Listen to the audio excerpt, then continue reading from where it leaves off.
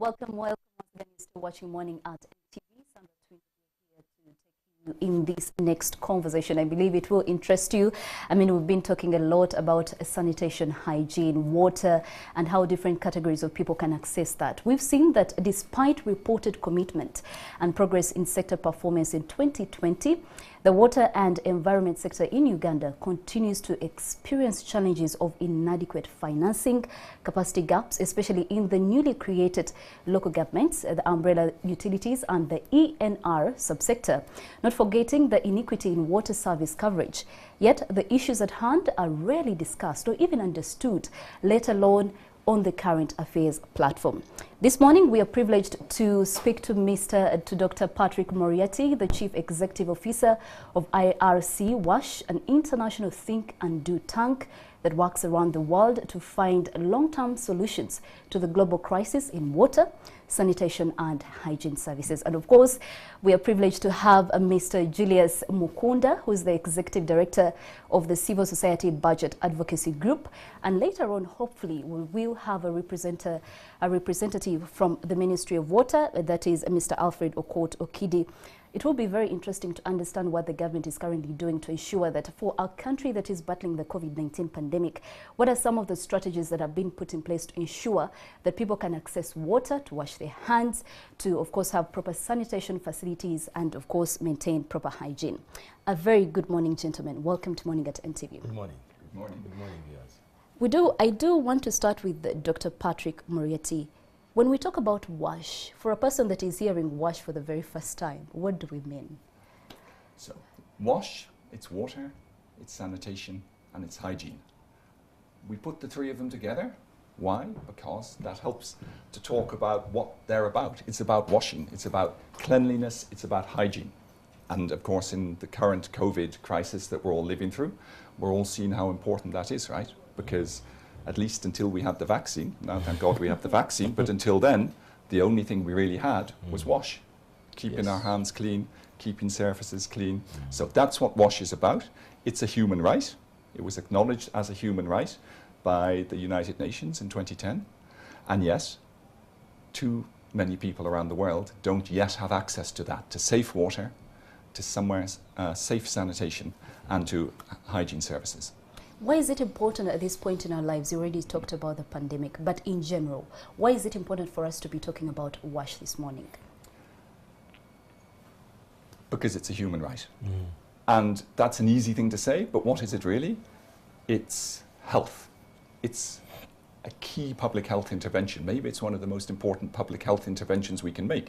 If we get clean water to people, if we ensure that they're kept at a safe distance from their own waste, right?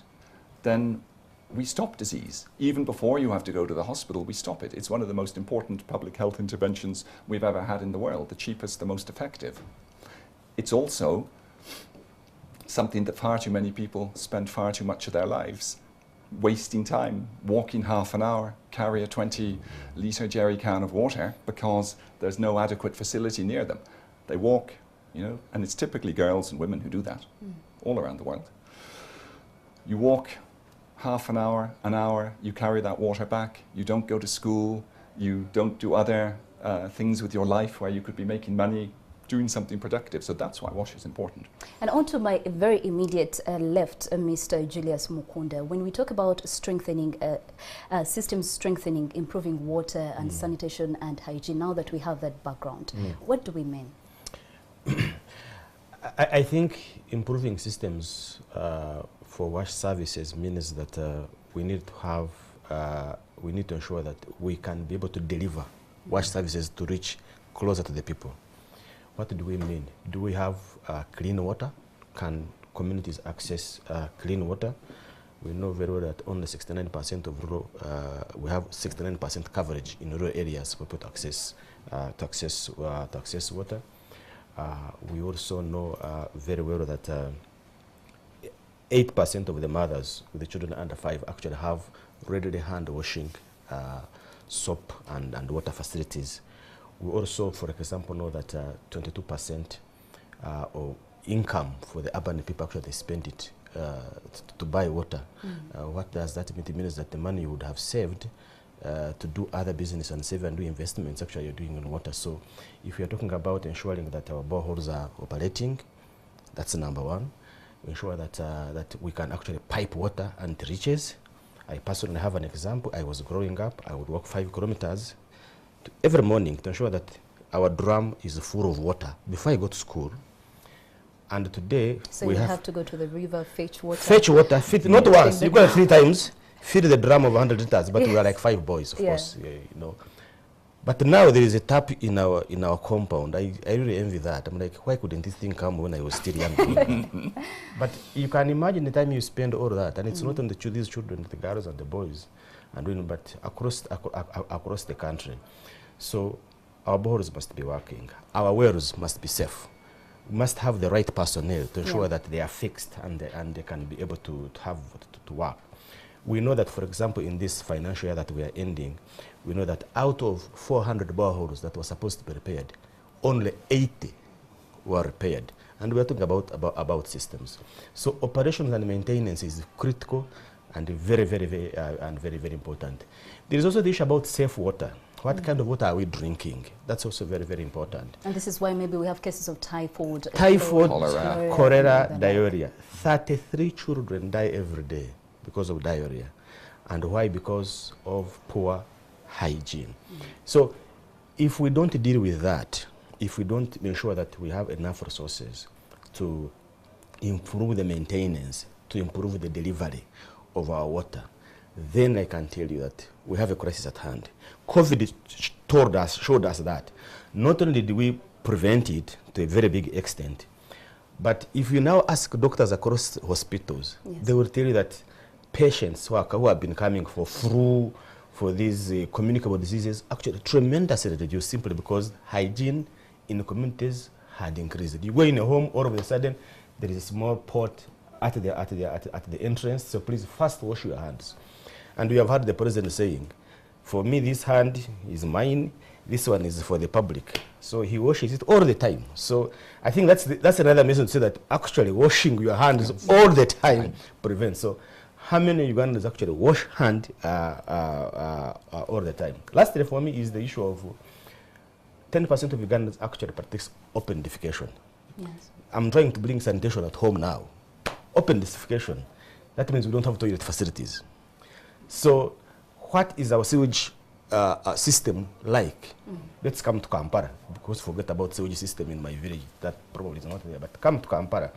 How is the National Water and Sewage Corporation financed to ensure that we have a functional sewage system? Because right now you find that probably each and every home has their own system, and that's not it's unsustainable. There should be a national sewage system that is able to prevent this cholera, to bring this, it rains and then all the floods. We have this kind of cases. So it is very important that we really finance our system to ensure that sanitation and hygiene is maintained, and also we are able to make sure that things are done well. Well, just staying with you, you talked about the issue that we currently, or we still battle with, the open defecation, and we know that 3 out of 10 households do not have toilets. How, if you're to put it into context and give us like different statistics that we are currently looking at, are we moving forward? Are we making any changes, any improvements in terms of ensuring that every Ugandan sort of has access to toilet facilities?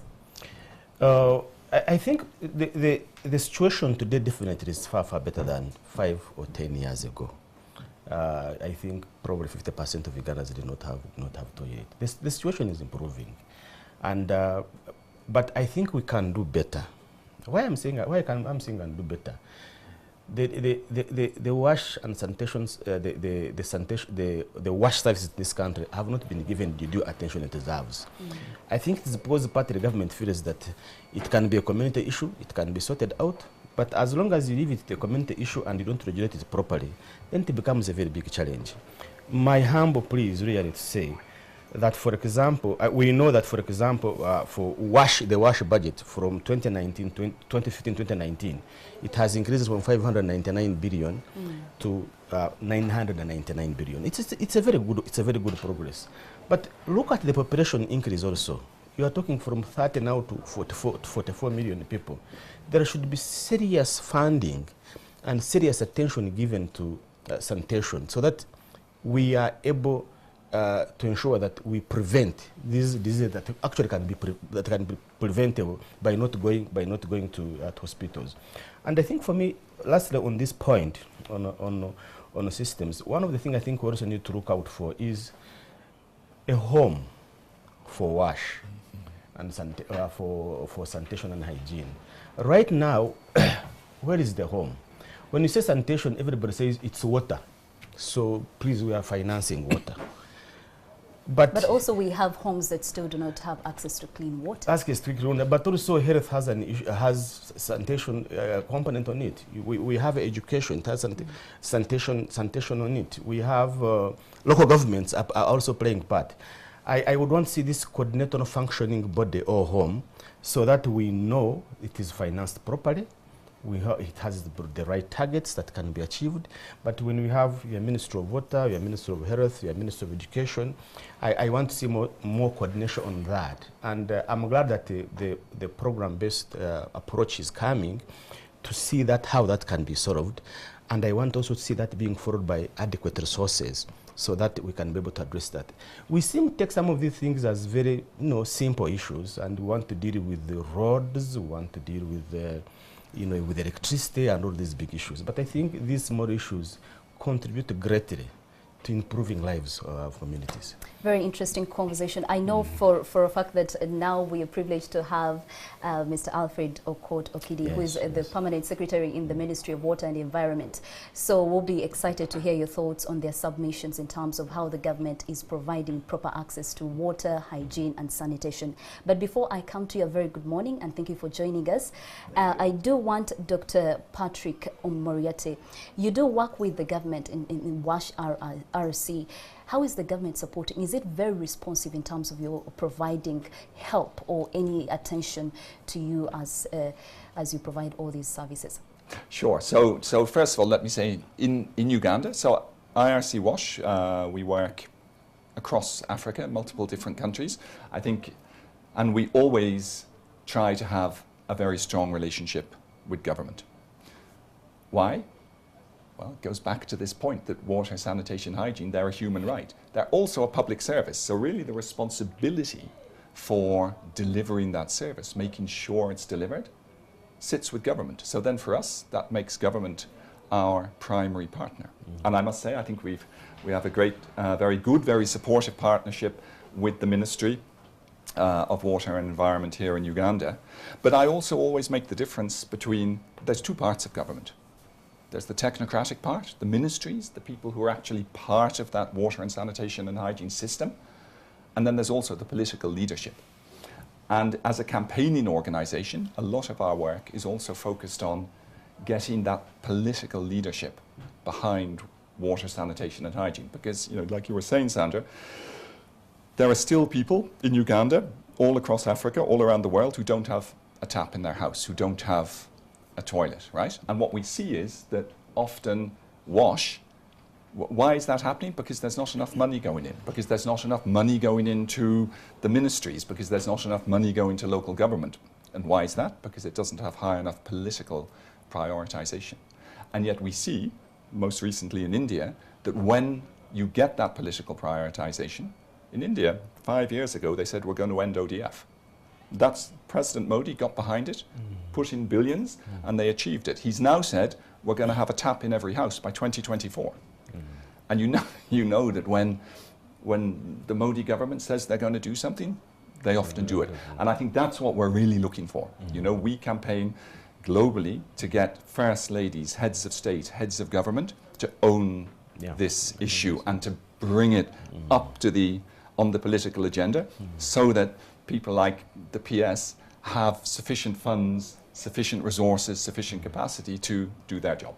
All right, let us now pick the thoughts of Mr. Alfred Okot-Okidi, who is the Permanent Secretary in the Ministry of Water and Environment. When we talk about WASH, do you feel the government has prioritized that? I would say yes. The recent priorities that the NRM government and the leadership of His Excellency, President Yoweri Museveni, out of the 7 priority areas. Drinking water is actually one of them. So that gives you the indication that it is a priority of government. And henceforth, we are looking forward to more resources coming towards WASH activities. The NRM manifesto, that is now the policy of government for the next 5 years, says that every village must have a clean and reliable source of water, preferably potable. That is the one that flows through the tap where possible. So that is the promise to the people of Uganda.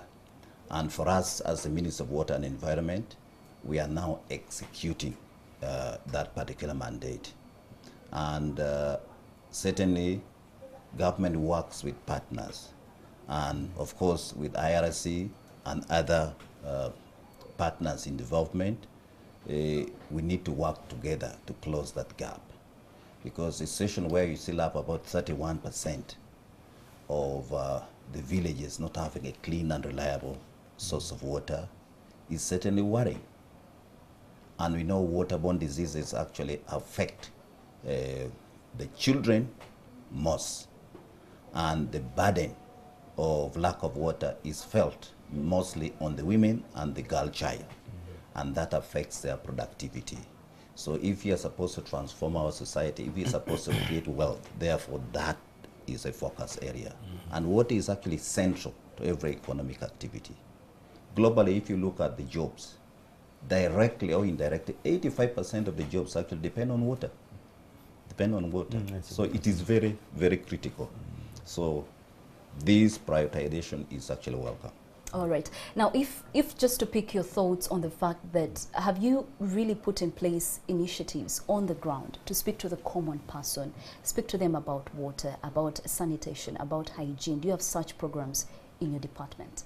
Yes, we do have program, and the management of water actually and sanitation, we do it with the very, very local person at the basic level. For water supply systems, actually, we have what we call water committees, who are tasked with managing the water affairs of that particular community.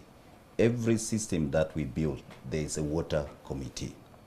And the committee composition is such that 50% is actually composed of women. That is our directive. But the approach that we are looking at now for the supply of water and issues to do with sanitation is to look at it from a catchment point of view. Because a catchment actually is how the water drains in a particular area. This goes beyond the administrative boundaries. So we have formed catchment committees based on catchment management plans that we have developed. And in this committee, the catchment management plan committee, we have the local leaders, we have the religious leaders, we have the political leaders. Everybody is represented, and they dictate what type of development should happen in that particular catchment. Because unfortunately, water does not follow administrative boundaries. So we rather go by the catchment and address issues of sanitation and water holistically. He mentioned that sometimes governments are not properly supported, and we just want to hear from you. For the different areas in Uganda that still do not have proper access to water, where is the bigger challenge? Is it no political will to have these people really get access to water, or is it an issue of financing? I think, as I mentioned, about 30% of the villages still do not have water, clean and reliable water sources. And our priority is now to ensure that everybody gets that water. And there are areas that we call difficult terrain. Just by nature, even if you drill the water, drill the bore down there, you don't see the water. It's just that. It is a function of nature. So those we call difficult to serve areas. So what we have decided to now is actually to go into alternatives of bulk water supply. It is a lot more expensive, but it's more reliable. We are also moving away from hand pumps. We are actually motorizing boreholes. So with the motorized boreholes, instead of serving just one village, you're able to serve several with one particular source. So we are doing all it takes, and also we prioritize the areas with low coverage. If you look at all the funding that we have received of late, they are actually going to areas below the national average, because we want to make sure there's also equity and let everybody get this service. If you are to speak about sanitation and hygiene briefly, we still do have a problem of drainage. So many parts around Kampala, if you go to different parts of the country, there's no proper drainage. And this contributes to poor hygiene that can lead to diseases like typhoid, Yes. like cholera, for instance, actually. What is the ministry doing when it gets to that? I think the issue of drainage cuts across various sectors or various ministries, if I may use that word. Kampala is full of hills and valleys. Yes. By 1990, we had several swamps. From Chambogo, name it, Nachivuvu, there were swamps. And these were natural shock absorbers for floods. But now they've been taken over by They are construction. they are natural shock absorbers for flood, and also filtration Yes. of the runoffs. But the population of Kampala has also grown. But the destruction of the wetlands partly contribute to that. But I think the people in Kampala, some people in Kampala, quite a number of them, the issue of disposal of waste is a problem. Because when it rains, what clogs the system are the plastic bottles, the plastic bags, name it, etc. etc. Because the channel was built, Yes. it is able to evacuate the water. But personal behavior contributes a lot to that. And my appeal to people all over Kampala and the country is that we need to make more of the green covers. And Looks we like need it to has to be a respect the holistic wetlands. approach from Yes. the people and the government. All of Yes. us have to work Yes. together Yes. to see that we improve this. Well, we'll now take a short break briefly and we'll be back with this conversation. But I do want us to think about the COVID-19 pandemic and how it has affected the WASH systems, not just in Uganda, but all across. We'll take a short break and we'll be back with you. Sanitation and hygiene. And before waiting for a break, we did pick the thoughts of the permanent secretary in the Ministry of Water and Environment, and he was basically talking about drainage. And my bigger question was if swamps contribute to proper access to water and sanitation and hygiene, why are we seeing I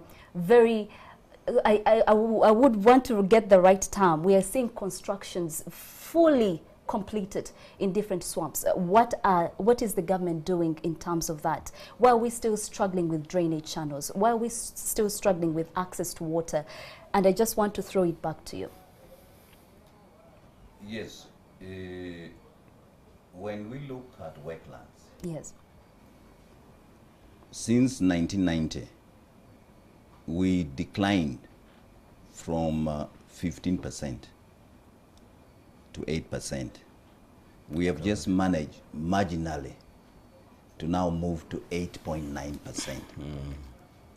And the pressures that have been in wetlands is actually around the urban centers, where some people illegally got titles in wetlands, others were illegally issued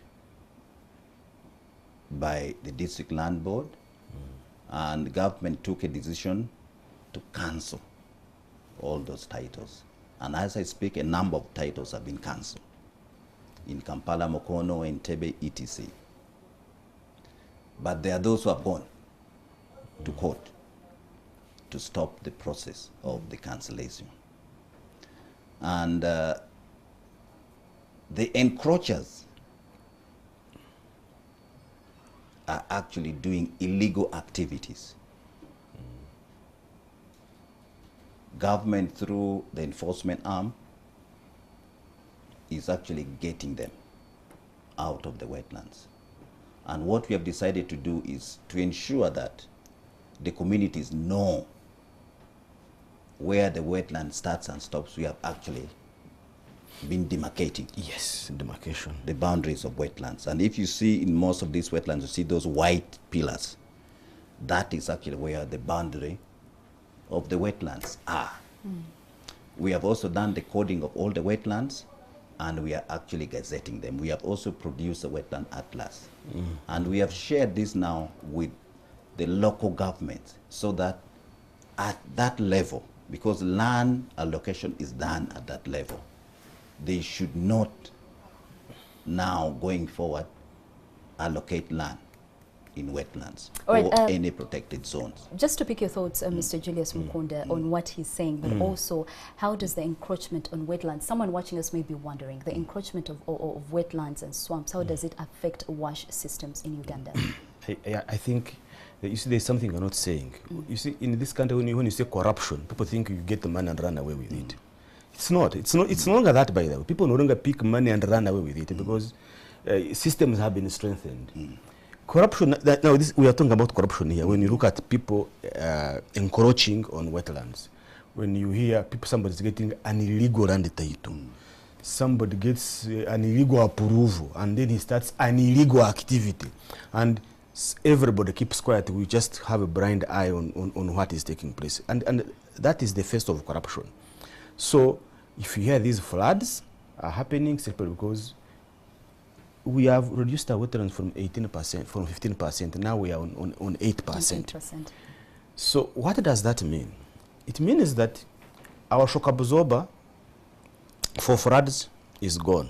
When floods come, you have your cholera, you have your diarrhea, all these communicable diseases just hit us seriously. But what does that, again, another part is that we are losing an ecosystem. You know, the global warming we are talking about, it just starts from there, simply because everything is now in the open. But I think we need a solution, and the solution is around the enforcement part. I'm very happy actually to hear that now we have a wetland at Atlas, that we are demarcating our wetlands. What is happening in this country is that when you find a land that is not demarcated and nobody, it's for government. You just take over. You start on it properly, and you know what they start. You first put there a garden of beans. When Next, nobody complains, you add there a banana plantation. When nobody complains, you demarcate a small structure, demarcate, and go and ask for a land title. Yeah. See, and I think when we have these demarcations, and I think that's what UNRWA has been doing. When you have your road reserves, for example, demarcated well, somebody who's coming take them over, at least you have a case to answer. But also to my fellows at NEMA, we also need to be to be more vigilant, because there is when you see a wetland being being cleared and nothing is happening in that area, and you wonder, do we have a wetland officer in this district who can come and put a stop to it before more is done? But also is the question of resources. All right. If you have a district like Wakiso, for example, I don't know how much money they have, but I don't think really that they can manage to inspect all the wetlands in Wakiso districts. So you need sort of really have serious financing for us to be able to improve our wetland coverage. Now, just briefly, Dr. Patrick Moriarty, when you look at the COVID-19, it has, I would believe that all of us can agree that the COVID-19 has showed that everything we do revolves around WASH. How has that brought forward the importance of taking WASH seriously, according to you? Well, thank you. I think this has been, it's been a hugely challenging period for all of us, and particularly in the WASH sector. And I think it's had two impacts, to be honest. I think it's, maybe just to talk about the challenging impact first, is that in the face, all around the world, this is many countries, in the face of of COVID, and particularly of locking down, governments wanted to help the people who are locked down. So they made promises for things like free water. Yeah. Okay, so they said no cut-offs, no bills. Oh, yeah. Now, what's the impact of that? And you were asking earlier about the WASH system, and this is what we tend to forget, that yes, if you're lucky and you have a tap, you open your tap, water comes out. Behind that, there's a system. There's pipes, there's pumps, there's treatment plants. They all need to be maintained. Personnel, ministries, oversight, all of that. That's the system, right? Yeah. So when you say don't pay, what happens to the system? Goes down. Okay, so it goes down. So that's the negative side, and I think we've seen that in many countries around the world. The utilities, the companies that provide water have been really challenged by that. On the positive side, the positive side is everyone has seen the importance of this, and it's really helped us with that political point I was making earlier. We're getting water, sanitation, hygiene back up the agenda because people begin to see actually this is public health. It's not something different. It's not like roads or phones. This is public health. This is a barrier to disease. This is a barrier to COVID. All right, Mr. Alfred, when COVID came, the government, the president was very deliberate to encourage Ugandans to always wash their hands 5 times, more times in a day. What are those strategies that you put in place that are still there to date to see that Ugandans have access at least to water, to at least wash their hands? Have you at least moved towards ensuring that people have good access, if I may put it that way, to water almost every single day? Yep. I think COVID has, Patrick said, to a great extent brought the issue of wash up. And when you look at things like hand washing, the percentage actually shows it has gone up. From 34% in rural area, we are now seeing about 65%, which is a good development. And also in rural areas, close to 40% from a very low base. So I think that is the positive side of it.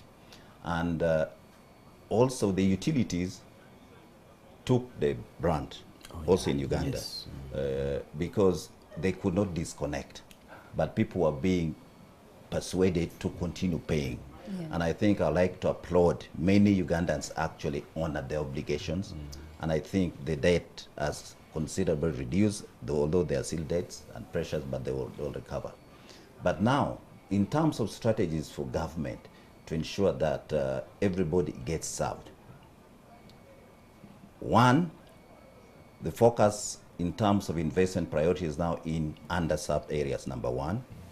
2, we are going for bulk water supply so that we cover more people. And we also have a change of technology so that we are now going more into solar, which can pump motorized boreholes, and we are able to reach more people. But also the involvement of the community with the emphasis on paying for the service, so that the issue of operation and maintenance is done, because without functionality, these systems will go to waste. All right, just as we conclude this conversation, the time we are sadly running out of time, Julius Mukunda, when you look at the budget, have we given WASH the right priority, briefly? I think for me, every additional coin is important. It's very important. Even what is there, we do appreciate it. All right. But like he said, really, operation and maintenance is my key thing. We need to see more money there. Okay, we need to see more money there.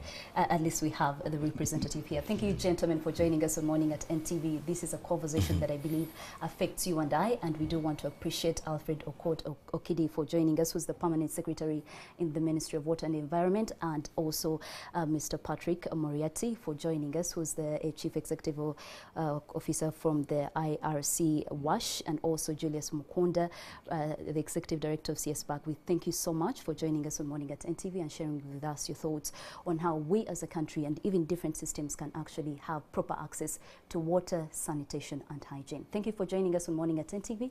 We'll be back.